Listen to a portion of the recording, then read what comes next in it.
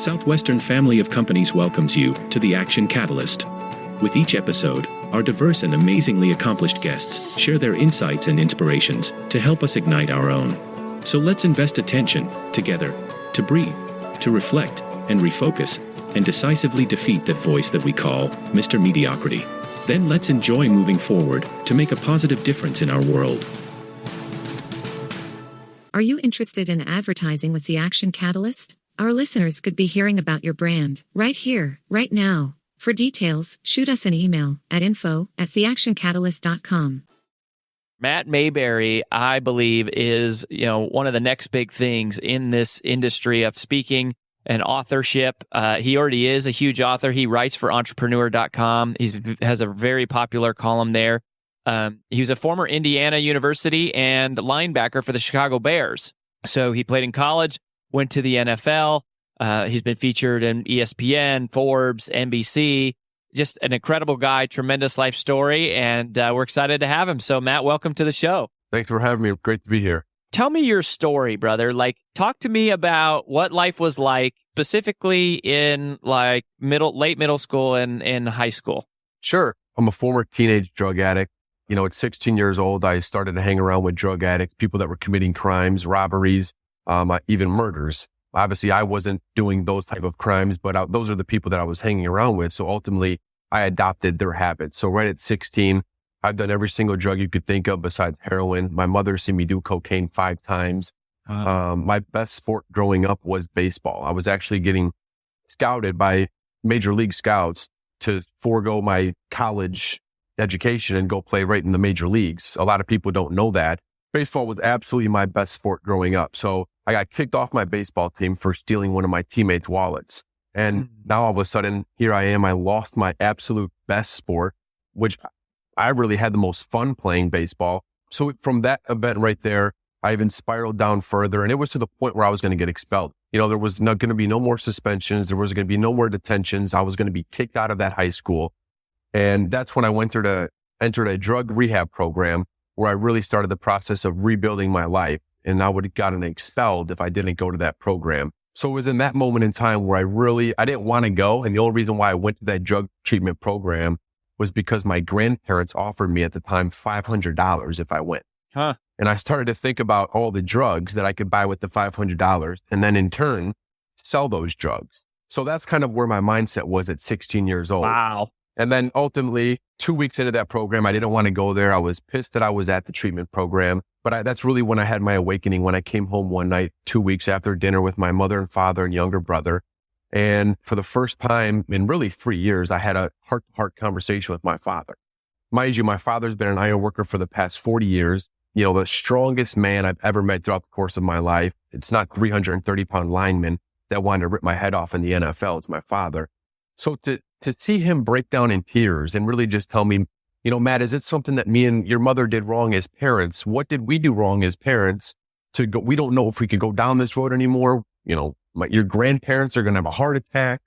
So it was that bad, but that conversation transpired me to go in the bathroom and take a shower. And when I got out of the shower for the first time in 3.5 years, I had the courage to look myself in the mirror. And that's when I saw, for the first time, I saw it so vividly. I saw anger. I saw depression. I saw a monster. I saw the tears that I put on my mother's face, all the people that I hurt throughout the course of my life that loved me, that I loved most. And in that moment in time, that was my true awakening. In the moment of a second, I collapsed to my knees so hard to the point where I almost dislocated my kneecap. Just in an instant, I just collapsed to my knees. And that's when I cried out to God. And I just cried out to God and asked him, God, can you show me the way to get out of this dark, depraved world that I've been living in for so long that has nearly killed me? And that's when I started to hear over and over again, athletics, athletics, athletics. So athletics, then you were already playing. You were already doing baseball. So did you just overnight get back into it? So after I knew that athletics and really getting a Division I college scholarship was really my only lifesaver, that would be how I would save my parents financially from all the money they spent. I knew that was going to start the building blocks towards creating a bigger future for Matt Mayberry, and as well as giving back to my mother and father for all their sacrifice, dedication, and financial support that they've given me throughout the course of those 3 years where I was living in such a dark world. And my father was leaving, he would always leave Bible passages laying around the house or motivational books. And this book at the time was Zig Ziglar. I've learned a lot from Zig as well. His book, See You at the Top. And it was actually bookmarked on the power of goal setting. And it was in that moment in time where I really discovered that we can be, do, or have anything that we want in the world if we just put our mind towards it 120%, come up with a game plan on how we're going to achieve that, and then persistently and passionately work every single day to make that become a reality.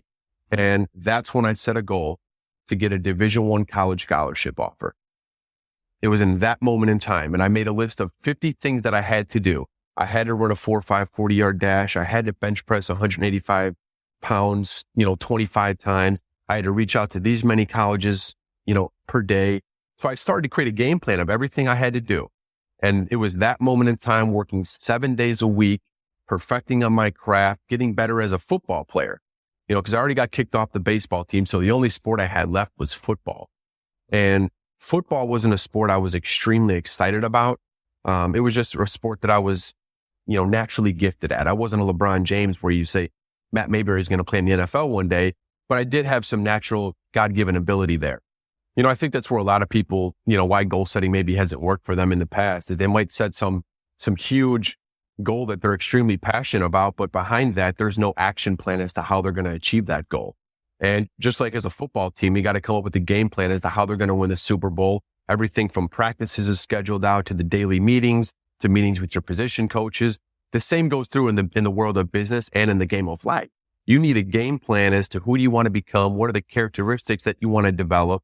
What are your values? What are your goals? All that stuff matters. And I think when I created the plan, that really showed me one extremely important characteristic where I think a lot of people miss out on in goal setting is to really come up with a plan.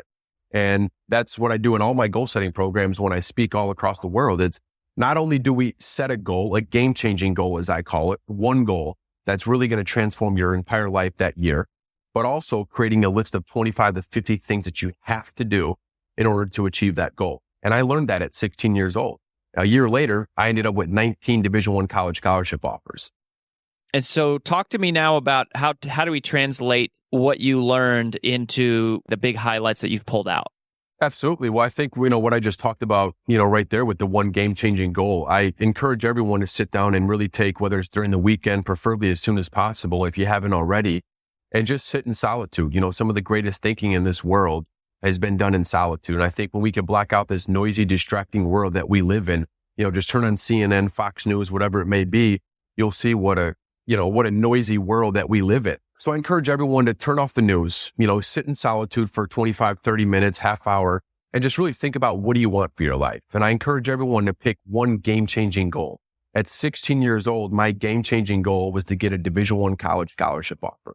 And I say game-changing because I think a lot of people, they might have 20 goals that they want to achieve, and that's great. I think you should have a bucket list for things you want to do before the day you die.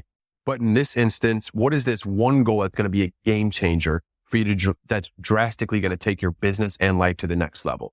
And what this is doing, it's creating Zoom focus, as John Gordon, his Zoom focus translation there. That's what it's doing. It's putting every ounce of energy, effort, and time into this most important goal. And it's going to increase your energy, your focus, and ability to get the job done every single day.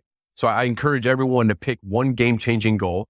A lot of times it's going to be a business or financial goal, but it's drastically going to, make a difference, positive difference. I think when you spend that time in solitude and really block out the noise, I think the funny thing about it is a lot of people will say that they might not know what that game changer goal is, but if you listen to your intuition, your heart and soul, more than likely you will develop that game changing goal. I always tell people to go what you're most passionate about right then and there. For me, I was extremely passionate about getting a Division I college scholarship offer, but my why behind why I wanted to get a Division I scholarship was to pay my parents back for all their sacrifice, devotion, and love throughout the past 3 years. So I always tell people to focus on what are you most passionate about? And not only that, what's going to bring the most significance to your life? Because ultimately that's what success is to me. Fulfillment and significance, doing things that we love when we want with people we love. So that's what I truly believe success is. So when you take the time to really think about what is something right now, wherever you are in life, in business, what is one thing that's drastically going to change really, the the future of not only your business and professional life, but also your personal life with your family. And I think more than likely you'll be able to come up with that game-changing goal is if you really do some soul searching. With some of the clients that you work with now, are there any ideas for getting to the why behind the goal? Yeah, I mean, it's really all about, what is the ideal. So if a company, for instance, they got their vision or mission statement. So every goal, every game-changing goal, within that organization has to be revolved around, that organization building closer and closer to that vision and mission statement. But ultimately, I always say an organization can only become the best version of itself if the individuals within that organization are working and striving every day to get better and grow and become the best version of themselves. Mm-hmm. So a lot of the work that, for instance, with big corporations, it's more of developing the people within that organization, which will eventually build toward building the organization's future even greater than what it currently is. So I encourage all of the executives, and sometimes even before a keynote, I'll sit down with 2 days with the executive staff, really going over ways we can incorporate different methods and strategies to develop the people within the organization, whether it's a 500-person organization or 50,000-person organization. What are ways that we can help the people within this organization?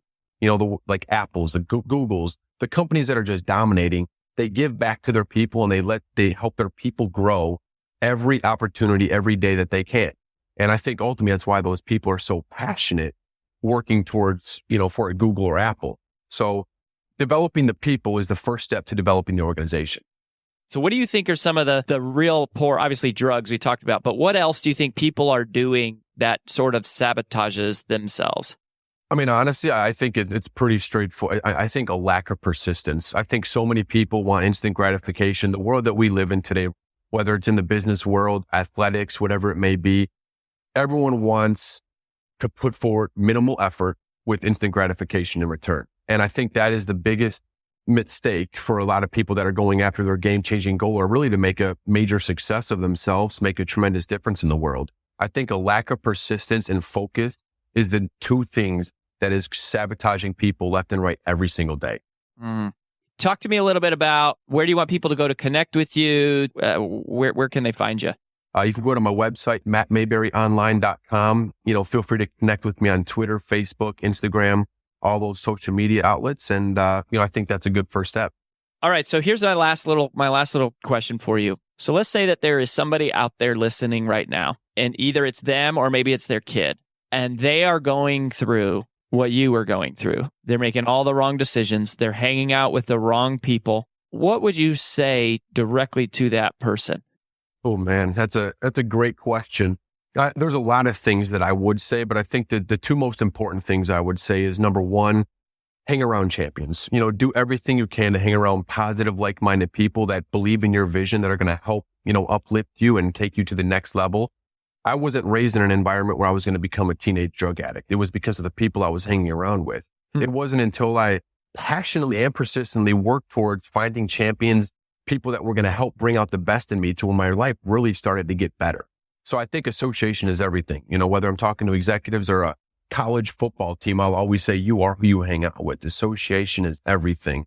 The second thing I would say is probably one of the most important, and that's to create and expand a beautiful vision for your life. Oprah Winfrey once said, create the highest, grandest vision for your life, because you will become what you believe. And at 16 years old, I saw myself as a scumbag drug addict that didn't have a bigger future for himself. And it wasn't until I was really to create a grand vision for my life, until my life really started to change for the better. So I think once you can see yourself succeeding as a victor, as a champion, that's when you'll really start to achieve those results that you never thought was possible. Create a vision board, a notebook, set goals for your life. Look at those every single day. Post quotes throughout your computer, bedroom, mirror, in the bathroom, whatever it is, to move you and inspire you. Listen to audiobooks while you travel. Read good books every single day. Do whatever you can to expand your vision from your current level of thinking. I think that's one of the biggest thing that holds people back, is they stop expanding their vision for what's possible for their business and their life. Ladies and gentlemen, Matt Mayberry, what'd I tell you? So Matt, we wish you all the best, brother. Thank you for your story. Thanks so much for having me. If you enjoy this podcast, please make sure to subscribe. And to stay updated on everything that the Action Catalyst is up to, make sure to follow us on Facebook and Instagram at Action Catalyst Podcast and on Twitter at Catalyst_Action. And thanks for listening.